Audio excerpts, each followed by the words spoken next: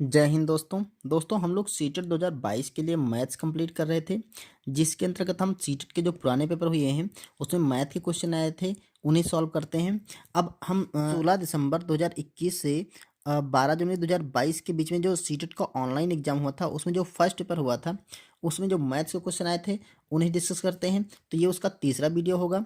ठीक है, इस वीडियो में हम डिस्कस करेंगे 18 दिसंबर। चलिए देखते हैं कौन कौन से क्वेश्चन आए थे।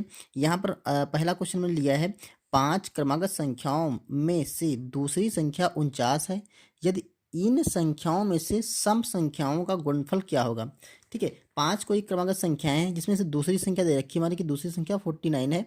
तो इन जो इसमें जो पांचों संख्याएं हैं उनमें जो सम संख्या थी, ठीक है, उसका उन संख्याओं का गुणनफल क्या होगा, ये हमसे पूछा गया क्वेश्चन में।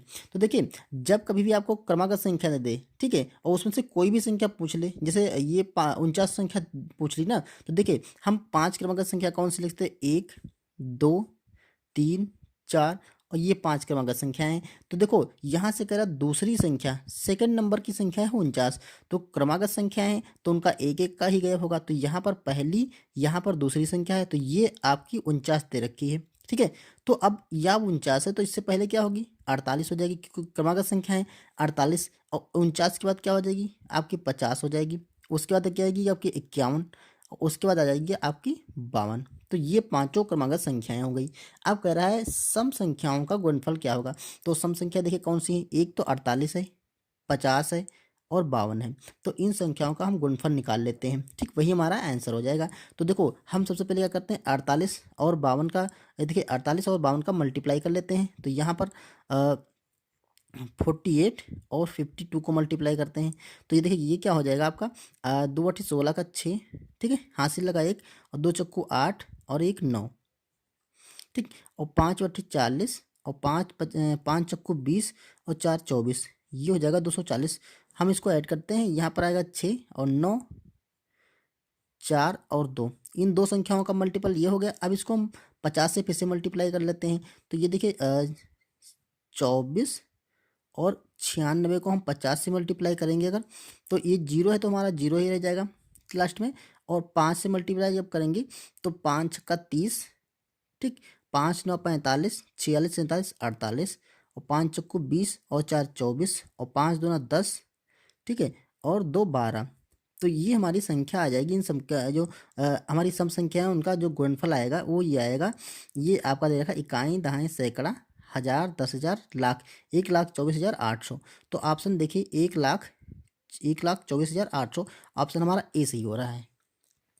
अगला क्वेश्चन दोस्तों करने से पहले आपको बता दें कि अगर आपको 17 दिसंबर 2021 वाला पेपर फर्स्ट जो हुआ था उसका अगर आपको सॉल्यूशन देखना है तो आप हमारे इस वीडियो की डिस्क्रिप्शन में जाइए, वहाँ पे उसका लिंक मिल जाएगा, तो आप वहाँ से उसको देख सकते हैं। यहाँ देखिए अगला क्वेश्चन था, एक स्टील की तार से बने वर्ग का क्षेत्रफल 121 सेंटीमीटर स्क्वायर है। यदि इसी तार को आयत बनाया जाए जिसकी चौड़ाई 8 सेंटीमीटर हो तो आयत की लंबाई क्या होगी। अब इस क्वेश्चन को हमें कैसे करना, देखिए एक तार है जो कि वर्ग के रूप में बनाई गई, मान लेते हैं ये तार है, ठीक है, इसको मोड़ करके उन्होंने बनाया एक वर्ग, इस टाइप से एक वर्ग बनाया, ठीक। तो और कह रहा है इसका जो क्षेत्रफल है वो 121 सेंटीमीटर स्क्वायर है। तो देखो यहाँ पर कॉमन क्या है, ये जो तार की लंबाई थी, ठीक है, उसको यहाँ से मान लेते हैं मोड़ा गया, ये है आपका ए सिरा और यहाँ पर है आपका बी सिरा। तो ये ए सिरा को मोड़ करके यहाँ से यहाँ तक, यहाँ यहाँ और यहाँ पर ए और बी दोनों आ गए। तो ये एक तार की लंबाई, तो जो तार की लंबाई होगी वो इस वर्ग का परिमाप हो जाएगा। ठीक है, ये हमारा रिलेशन बन रहा है। देखो इसका क्षेत्रफल दे रखा है, इसका जो एरिया है वो दे रखा है 121 सेंटीमीटर स्क्वायर। अब कह रहा है इसी तार को अगर आयत बनाया जाए, मान लेते हैं इसी तार को, ये जो इतना बड़ा तार था इसी को हम ऐसे मोड़ करके एक आयत बना दें, ये बन गया हमारा आयत। अब कह रहा है इसकी चौड़ाई 8 सेंटीमीटर है, चौड़ाई मतलब ये वाली भुजा, ये 8 सेंटीमीटर है, तो इसकी लंबाई निकालना है हमें। तो देखिए लंबाई मान लेते हैं हम यल है। अब देखो इस वर्ग में और इस आयत में कॉमन क्या है, यही जो तार की लंबाई है यही दोनों की कॉमन है, क्योंकि उसी तार की लंबाई को मोड़ करके वर्ग बनाया गया था, उसी तार की लंबाई को मोड़ करके आयत बनाया गया।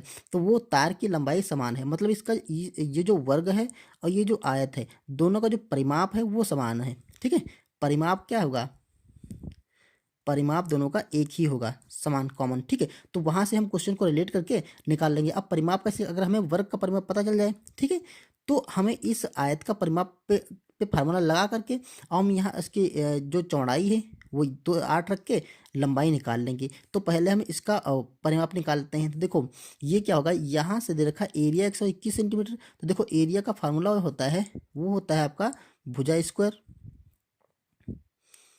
भुजा स्क्वायर होता है। तो ये दे रखा है आपका 121, ठीक है। तो यहाँ से हम भुजा निकाल लेंगे, जब भुजा निकाल लेंगे तो हो जाएगा आपका 121 रूट के अंदर आ जाएगा, क्योंकि ये रूट यहाँ पे स्क्वायर हटेगा तो रूट लग जाएगा। अब ये निकालेंगे तो आपका 11 निकल आएगा, ठीक है। तो जो वर्ग की भुजा हो गई वो 11 सेंटीमीटर हो गई, ठीक है। यहाँ से भुजा बराबर 11 निकल रही। अब देखो अगर भुजा उसकी 11 सेंटीमीटर निकली है तो हम इसका परिमाप निकाल सकते हैं, क्योंकि परिमाप जरा जो वर्ग का परिमाप होता है वो होता है 4 गुणे भुजा। वर्ग का परिमाप होता है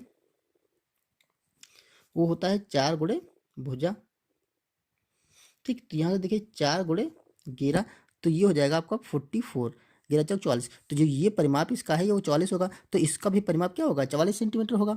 तो ये जो परिमाप हम इसका आयत का परिमाप निकालेंगे वो हो जाएगा आपका 44 सेंटीमीटर। तो जो आयत का परिमाप होता है वो होता है 2 गुणे लंबाई प्लस चौड़ाई। तो ये बराबर सॉरी ये बराबर 44 सेंटीमीटर दे देगा, क्योंकि वर्ग का और आयत का दोनों का बराबर होगा परिमाप, ठीक है। अब यहाँ से हम एल देखिए यहाँ पर जो बी है वो 8 रख के एल निकाल सकते हैं। तो देखो सबसे पहले इस 2 को इधर ले जाएंगे तो ये 2 बराबर के नीचे पहुँच जाएगा, इधर 44 के नीचे। तो ये इस काट देंगे तो ये बचाएगा आपका 22। अब यहाँ देखो यहाँ पर एल का मान हमें निकालना है और बी का मान हमारा 8 दे रखा है, यहाँ पर चौड़ाई 8 दे रखी, तो ये बराबर है 22, ठीक है। अब देखो यहाँ से हम यल का मान निकालेंगे तो ये क्या हो जाएगा 22, और ये 8 प्लस का इधर जाएगा तो माइनस का 8 हो जाएगा। तो ये बराबर आपका हो जाएगा 22 से 8 घटाएंगे तो आपका तो 12 से 8 गया तो बचेगा आपका 4, तो ये 14 सेंटीमीटर बच जाएगा, ठीक है। यही हमारी लंबाई हो जाएगी, जो आयत बनेगा उसकी लंबाई 14 सेंटीमीटर हो जाएगी। तो ऑप्शन देखिए, ऑप्शन नंबर हमारा डी सही हो रहा है। देखो सिंपल सा क्वेश्चन है ये संख्या दे रखी एक ये और एक है कि योग से क्या घटाएं कि हमें 17,069 प्राप्त हो जाए। तो इनका योग करके हम यही संख्या घटा देंगे तो जो हमारा घटाने वाली संख्या वो मिल जाएगी। तो इनका सबसे पहले योग कर लेते हैं। देखो लास्ट में 3 है, 2 है, 1 है, तो 3 2 5 और 1 6। इन सबको देखो, इन सबको हम डायरेक्टली या फिर ऐसे जोड़ सकते हैं। देखो पहली संख्या लिखेंगे 0 0 1, दूसरी है 2 0 0 2 2, फिर तीसरी संख्या है 3 0 3 3 और 3।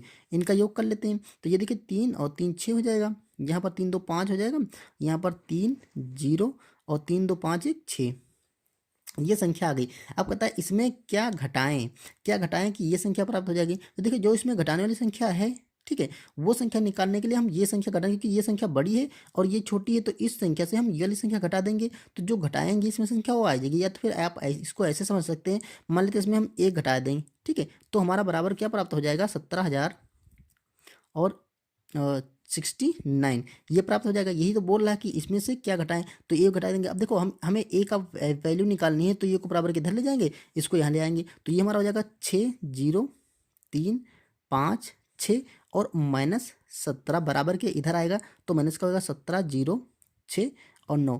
और हमें ए का मान निकालना तो ए को बराबर के इधर कर लेंगे तो ए, तो देखिए ए बराबर ये आ गया, ठीक। वही चीज़ आ गई कि इस संख्या से हमें ये संख्या घटानी है तो आप घटा लीजिए, या तो आप ऐसे कैलकुलेट कर लीजिए, फिर बराबर के इसको ऊपर नीचे करके भी कर सकते हैं आप। देखो यहाँ पर 6 से 9 नहीं जाएगा तो यहाँ से लाएंगे 10 6 16 से 9 गया तो 7 बचेगा, ठीक है। यहाँ पर 4 बचेगा तो फिर यहाँ से लाएंगे 14 हुआ, 14 से 6 जाएगा तो आपका 8 बचेगा, यहाँ पर 2 बचेगा तो 2 से 0 जाएगा तो आपका 2 ही बच जाएगा, ठीक है। यहाँ पर देखिए 6 से आपका 7 नहीं जाएगा तो 10 10 से 7 जाएगा तो 3 बचेगा, और यहाँ पर 5 बचेगा, 5 से 1 जाएगा तो आपका 4 बचेगा, तो 43 287 आएगा। तो देखिए ऑप्शन 43 287 ऑप्शन नंबर हमारा बी सही हो रहा है। ओके, आइए नेक्स्ट क्वेश्चन देखते हैं।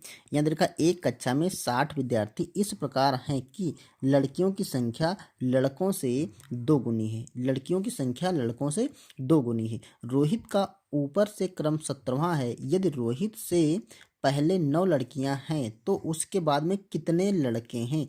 मतलब एक लाइन में मान लेते खड़े किए गए हैं, तो रोहित का जो क्रम है लड़के का वो ऊपर से 17वां है, तो उसके पीछे लड़कों की संख्या पता करनी है। तो हमें तब तक नहीं पता कर सकते जब तक कि हमें देखिए, जब तक हमें विद्यार्थियों की संख्या में से लड़कों की संख्या नहीं पता कर चलेगी। देखिए, टोटल विद्यार्थी हैं 60, ठीक है। इसमें से कह रहा है लड़कियों की संख्या जो है लड़कों से 2 गुनी है। मतलब अगर लड़कों की संख्या जो होगी उसके 2 गुना हो जाएंगी लड़कियों की संख्या। तो यहाँ मान लेते हैं बॉयज़ की संख्या, यहाँ मान लेते हैं गर्ल्स की संख्या। तो आप देखिए, अगर हम बॉयज़ की संख्या 20 ले लें इसमें, ठीक है, तो गर्ल्स की संख्या 40 हो जाएगी, क्योंकि 60 दोनों में आ रहा है। तो देखिए, 20 का 2 गुना 60, मतलब बॉयज़ की जो संख्या है उसका 2 गुना लड़कियों की संख्या है। यही पूछ रहा था कि लड़कियों की संख्या जो है लड़कों की संख्या से 2 गुनी है। तो यहाँ देखिए, अगर लड़कों की संख्या 20 ले लें तो लड़कियों की संख्या 40 होनी चाहिए, ठीक है। तो ये इसका 2 गुना है। तो ये इस तरह से देखो, लड़कों की संख्या पता चल गई और लड़कियों की संख्या ये है, ठीक है। अब कह रहा है रोहित का जो स्थान है ऊपर से 17वां है। ऊपर से 17वां मान लेते हैं, लाइन लगी है, हम ऐसे लाइन बनाते हैं, ऐसे ऐसे करके लाइन बनाते हैं। तो यहाँ पर इसका स्थान है, यहाँ पे ऊपर से 17वां स्थान है, ठीक है। ये है रोहित का स्थान। अब कह रहा है, देखिए 17वां, यदि रोहित से पहले 9 लड़कियां हैं, यहाँ पे लड़कियां की संख्या कितनी है, 9 है गर्ल्स। तो अगर 9 गर्ल्स हैं तो देखिए 40 लड़कियों में से 9 लड़कियां यहाँ पे हैं, तो पीछे कितनी लड़कियां होंगी, 40 से हम 9 घटा देंगे तो यहाँ पर आपकी जो लड़कियों की संख्या होगी वो 31 संख्या होगी। 31 यहाँ पे गर्ल्स की संख्या है, ठीक है। अब देखो, यहाँ पर 9 लड़कियां हैं तो लड़के कितने होंगे, 17 नंबर पे ये ए है रोहित, ठीक है। तो 17 लड़के यहाँ से देखो, यहाँ से 17 लड़के यहाँ तक होंगे, सही है। 17 में से 9 लड़कियाँ हैं, तो 17 में से हम 9 लड़कियों को घटा देंगे तो देखिए 8 लड़के, देखो अगर 17 लड़के टोटल हैं उसमें से 17 बॉयज़ हैं, मतलब स्टूडेंट हैं, ठीक है। उसमें से अगर हम लड़कियों की संख्या 9 है वो घटा देंगे तो हमारे जो 8 बचेंगे ये बॉयज़ की संख्या हो जाएगी। तो लड़कों की संख्या इस रोहित को मिला करके इससे पहले 8 लड़के हैं, ठीक है। रोहित तक मिला करके 8 लड़के हैं और टोटल लड़के हैं 20। तो रोहित के जो बाद में लड़के होंगे, देखिए 20 लड़के टोटल हैं, 20 में से यहाँ तक खड़े हैं यहाँ तक खड़े हैं 8 लड़के, ठीक है। तो इसके बाद कितने होंगे, 20 में से हम 8 घटा देंगे तो यहाँ पर जो लड़कों की संख्या होगी वो आपकी 12 आ जाएगी, ठीक है। क्योंकि टोटल 20 ही लड़के हैं, रोहित तक जो 17 नंबर पे खड़ा है यहाँ तक 8 लड़के खड़े हैं, ठीक है। तो 20 टोटल लड़के हैं तो इसके पीछे 12 लड़के बचेंगे, ठीक है। तो इसके पीछे लड़कों की संख्या 12, वही पूछा था कि उसके बाद में कितने लड़के खड़े हैं, तो बाद में उसके 12 लड़के खड़े हैं, ठीक है। तो ऑप्शन देखिए, ऑप्शन हमारा ए मिल रहा है, ओके।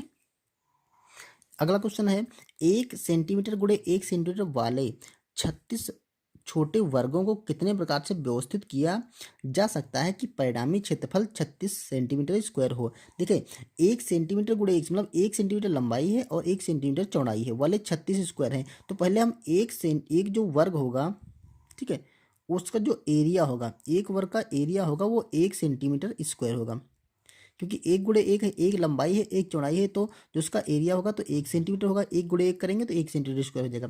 क्लियर। अब कह रहा है इस तरह के 36 छोटे हैं, 36 छोटे जो वर्ग हैं उनको कैसे व्यवस्थित करें कि उनका 36 सेंटीमीटर स्क्वायर क्षेत्रफल घेरे। तो देखो, हम क्या कर सकते हैं, कितनी कंडीशन बन सकती है वो देखना है। तो अगर हम देखो एक ही लाइन में 36 टुकड़े रख दें, एक स्क्वायर ऐसे करके हम 36 वर्ग एक ही लाइन में रख दें, ठीक है। तो ऐसे करके हम 36 रखेंगे तो एक लाइन होगी, ठीक है, और गुणे 36 रख देंगे तो ये हमारा जो क्षेत्रफल बनेगा वो आपका 36 सेंटीमीटर स्क्वायर बनेगा, ठीक है। तो एक कंडीशन तो ये हो जाएगी, ये फर्स्ट कंडीशन हो गई।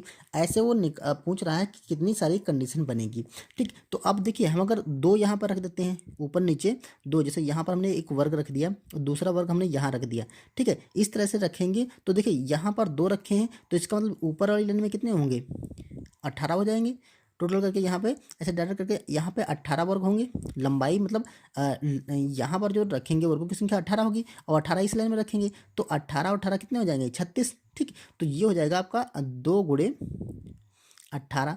एक तो ये कंडीशन यहाँ से भी आपका 36 बनेगा, ठीक। ये तो सेकेंड कंडीशन बन जाएगी। ऐसे करके एक पहली लाइन में 3 हम रखेंगे तो ये बन जाएगा 3 गुणे 18, ये बराबर आपका 36 बन जाएगा, ठीक है। और दूसरी जो अगली कंडीशन बनेगी उसमें हम खड़े खड़े 4 वर्ग रखेंगे और ऐसे तो यहाँ पर अगर 4 वर्ग रखेंगी तो यहाँ पर आपका 9 रखना पड़ेगा, क्योंकि हमारा बनना चाहिए 36 सेंटीमीटर स्क्वायर, तो 9 चौक 36, ठीक है। अब इसके अतिरिक्त ऐसी कोई कंडीशन नहीं बन रही है जिसमें आप 36 गुणा में ले आएँ। देखिए, अगर हम 5 रखेंगे तब भी नहीं बनेगा, 6 रखें, हाँ 1 बन जाएगी। अगर आपको 6 रखना है तो आपको 6 खड़े खड़े और 6 आपको हॉरिजॉन्टल रखना पड़ेगा, तो 6 छक 36 बन जाएगी। ठीक है, और भी कंडीशन ही बन रही है। देखिए अगर यहाँ पर दूसरी कंडीशन बनेगी, 7 से नहीं बनेगा, 8 से नहीं बनेगा, 9 से बन जाएगा। तो 9 और 4 की हमने बना लिया कंडीशन। ठीक है, तो आप इसको दोस्तों यहाँ पर एक कंडीशन गड़बड़ हो गई, यानी कि 3 रखेंगे तो यहाँ पे 12 रखना पड़ेगा। 18 रखेंगे, 18 3 54 बन जाएगा, ये यहाँ पे 12 रखेंगे। ठीक है, अब देखिए यहाँ पर 9 चौक 36 बन रहा है, 6 6 36 बन रहा है। अब अगली कंडीशन अगर बनाएंगे तो यही बनेगी 9 और 4 की, यहाँ पर 9 गुणा 4 लिख सकते हैं, तब आपका 36 आ जाएगा।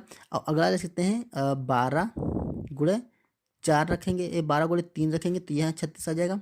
ठीक है, और बाकी कोई कंडीशन बन नहीं है। देखिए ये वाली दोनों कंडीशन हमने ऑलरेडी यहाँ पे लगा रखी है, एक तो ये वाली और एक ये वाली, तो इनको तो हम नहीं ले सकते क्योंकि ये ऐसे तो हम रख चुके हैं। तो यही आपकी 4 कंडीशन, एक ये नहीं, एक ये 2 3 4 और 5 कंडीशन बन रही। तो ऑप्शन देखिए, ऑप्शन हमारा 5 वाला सी सही हो जाएगा। अगला क्वेश्चन दोस्तों है, एक विभाजन की प्रश्न में भाजक भागफल का 5 गुना और शेषफल का 4 गुना है। यदि शेषफल 5 है तो भाज्य बताइए। आपको अब भाग की जो प्रोसेस होती है वहाँ पे क्या होता है, अगर ऐसे हम भाग करते हैं तो यहाँ पर हमारी जो संख्या होती है उसे भाज्य बोलते हैं, और यहाँ पर जो होता है उसे भाजक बोलते हैं, और यहाँ पर आता है भागफल। ठीक है, और जो नीचे रिमाइंडर बचता है यहाँ पर, इसे बोलते हैं शेषफल। ठीक है, ये तो आपको याद है। ठीक, अब कह रहा है देखो, भाजक भागफल का 5 गुना और शेषफल का 4 गुना है। भाजक जो है भागफल का 5 गुना, लेकिन शेषफल का 4 गुना है। तो शेषफल 5 है, तो देखो यहाँ पर हम भाजक निकाल सकते हैं, भाजक बराबर शेषफल का 5। देखो यदि देखो ये शेषफल 5 है और कह रहा है भाजक जो है भागफल का 5 गुना और शेषफल का 4 गुना है, तो 4 गुणे यहाँ पर हम शेषफल रख सकते हैं। ठीक है, शेषफल आपका 5 दे रखा है, तो यहाँ पर हो जाएगा 4 गुणे 5 बराबर 20। तो जो भाजक आपका निकलेगा वो 20 निकलेगा। दूसरी कंडीशन ये कह रहा है भागफल का 5 गुना, भाजक जो है भागफल का 5 गुना है। तो यहाँ पर यहाँ पर देखिए भागफल अगर यहाँ रखेंगे, भागफल इसका जो 5 गुना है वही आपका क्या है, भाजक है। ये फर्स्ट कंडीशन थी। सेकंड कंडीशन ये थी, देखो भाजक भागफल का 5 गुना हमने ऐसे रखा। अब यहाँ पर भागफल दे रखा है 20, हमने निकाल लिया। देखो भागफल, पहली वाली कंडीशन से हमने भागफल 20 निकाल लिया, तो यहाँ पर भागफल और गुणे 5 बराबर 20 हो जाएगा। अब 5 से काटेंगे तो 5 चक्कू 20, तो जो हमारा भागफल आएगा तो वो हो जाएगा आपका 4, क्योंकि भागफल बराबर कितना आ जाएगा, देखो ये 5 से 5 चक्कू 20 4 करके, तो भागफल आपका 4 आ गया। ठीक है, भागफल 4 आ गया। अब देखो हमें कह रहा है भाज्य, तो आपको ये फॉर्मूला पहले ही याद होगा। भाज्य बराबर क्या होता है, भाजक गुणे भागफल प्लस शेषफल, ये फार्मूला होता है भाज्य निकालने का। तो यहाँ सारे मान रख देते हैं। भाजक कितना है आपका 20 निकला है, तो यहाँ 20 रखेंगे, गुणे भागफल निकला है आपका 4, तो यहाँ 4 रखेंगे, प्लस शेषफल आपका 5 दे रखा था, तो यहाँ पे 5 रख देंगे। इसको कैलकुलेट कर लेंगे, देखिए 20 चक्कू 80 और 5 85, तो ये आपका क्या आ गया 85। तो जो इसका भाज्य होगा वो 85 हो जाएगा। ठीक, तो ऑप्शन नंबर हम बी निकालेंगे। दोस्तों इसमें 2 फार्मूले इंपॉर्टेंट थे, एक तो भाज्य बराबर ये हमें याद करना था, दूसरा ये था कि भाज्य बराबर भाजक गुणे भागफल प्लस शेषफल। ठीक है, इसी फार्मूले से हमें मान निकालने थे। तो हमने पहले क्या किया, जो हमारे कंडीशंस दे रखी थी उनसे हम भाजक और भागफल का मान निकाल लिया। ठीक है, शेषफल पता था, इसमें रख के हमने निकाल लिया। ठीक है, चलिए अब अगला क्वेश्चन देखते हैं। एक रेलगाड़ी बेंगलुरु से 29 जून 2020 को ये देखा 23:55 पर चलकर गुवाहाटी 2 जुलाई 2020 को 5:20 पर पहुंचती है। इस दौरान यात्रा में कुल कितना समय लगा। देखिए हमें यात्रा का समय जोड़ना है। ठीक, तो यहाँ पर देखो 29 जून को चली रात में 12 बजे से 5 मिनट पहले, तो यहाँ पर देखो 29 से चली तो 5 मिनट बाद क्या बच गया आपका 12 बज गया। ठीक है, तो 12 के पहले 5 मिनट, अब यहाँ पर आ गया आपका 1 जून, 29 के बाद 30 जून। ठीक है, 5 मिनट बाद आपका हो गया 30 जून, 30 जून। ठीक, अब 30 जून से चलकर 2 जुलाई 2020 को सुबह 5 बजे पहुँचती है। तो देखो 30 जून से 1 जुलाई आई होगी, ठीक है, जो 24 घंटे हो जाएगा। 30 जून से 1 जुलाई आई तो हो गया आपका 24 घंटे, ठीक है। 1 जुलाई से और 2 जुलाई आएगी तो जब आपका रात में 12 बजेगा, ठीक, रात में 12 बजेगा तो आपका हो जाएगा 24 घंटे। यहाँ से जब 2 जुलाई आएगी तो रात में 12 बजे आपका 24 घंटे हो जाएगा, ठीक है। और 12 बजे के बाद कह रहा है सुबह 5:20 पर पहुँचती है, तो 5 इसमें 2 जुलाई को देखो, जैसे ही 2 जुलाई आई रात में 12 बजा तो 24 घंटे हो गया। अब सुबह 5:20 तो 5 और 5 घंटे और 20 मिनट और टाइम हो गया, ठीक है। तो ये तो है जब रात के 12 बजे से शुरू हुआ था, उसके पहले 5 मिनट देखो यहाँ पर जब चली थी 23:55 पे चली थी ना, तो जब 24 बजा होगा यानी कि रात के जब 12 बजा होगा तो आपका 5 मिनट हो गया होगा यहाँ से, ठीक है। तो यहाँ का जो 5 मिनट है वो भी यहाँ पे जोड़ लेंगे, तो टोटल इतना समय यात्रा में लगा। अब इसको निकाल लेते हैं, देखो ये है 20 मिनट और 5 मिनट, तो ये आपका 25 मिनट हो जाएगा, ठीक है। अब यहाँ पर घंटे जोड़ लेते हैं, तो देखो 24 24 48 और 5 53 घंटे, तो ये 53 घंटे हो जाएंगे और 25 मिनट टोटल आपका समय निकल जाएगा। तो देखो 53 घंटे 25 मिनट, ऑप्शन आपका बी सही हो रहा है। क्लियर। तो इस टाइप का क्वेश्चन अक्सर पूछ ही लेता है, ठीक। तो आप इन क्वेश्चनों को कंप्लीट कर लीजिए और इसके जो शेष बचे हुए क्वेश्चन हैं उनको हम नेक्स्ट वीडियो में डिस्कस करेंगे। वीडियो काफ़ी लंबा हो जाएगा, तो चलिए मिलते हैं नेक्स्ट वीडियो में, ठीक है। अगर आपको वीडियो पसंद आए तो इसे लाइक कर लीजिए, चैनल पे नए हैं तो सब्सक्राइब कर लीजिए, ठीक है। अगर पुराने वीडियो देखना है तो आप लिंक डिस्क्रिप्शन में मिल जाएगा, आप वहाँ से देख सकते हैं। Thank you.